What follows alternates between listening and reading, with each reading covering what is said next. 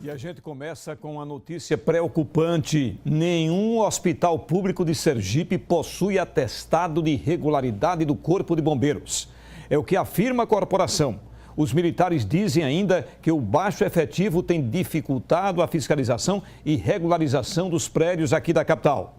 Enquanto isso, milhares de pessoas correm risco.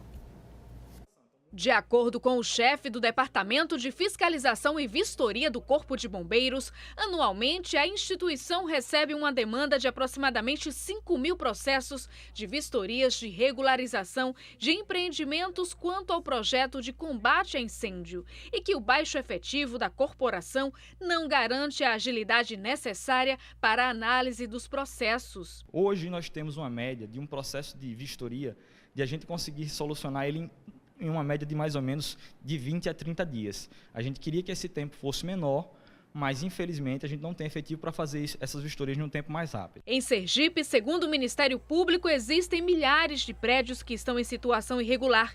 E o que chama a atenção é que nessa lista estão clínicas, teatro, casas de show e até hospitais. Nós temos hoje, por exemplo, nós não temos nenhum hospital público com um atestado de irregularidade.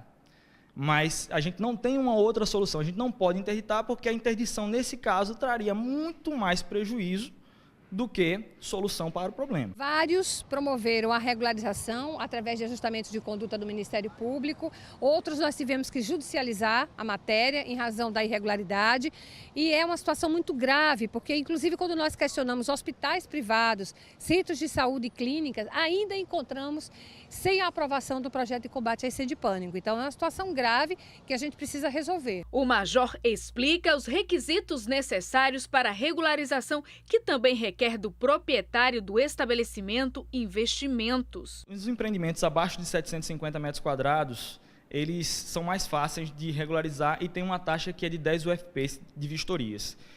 Nos casos dos microempreendedores individuais, eles não pagam a taxa, então fica ainda mais barato buscar a regularização. Seriam os custos apenas de instalação dos dispositivos de segurança, apenas extintores e placas para os microempreendedores individuais.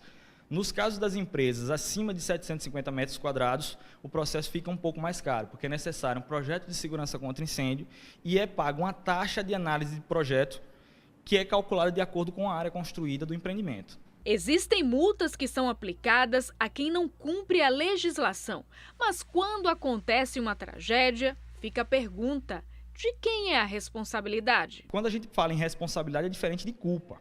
A culpa vai estar ligada a negligência, imperícia, imprudência, a outros fatores. Então, o fato de um empresário estar sem um atestado de regularidade em dias mostra que houve um tipo de culpa na gestão administrativa, ou seja, é responsabilidade da edificação manter toda a sua documentação em dia. Exatamente.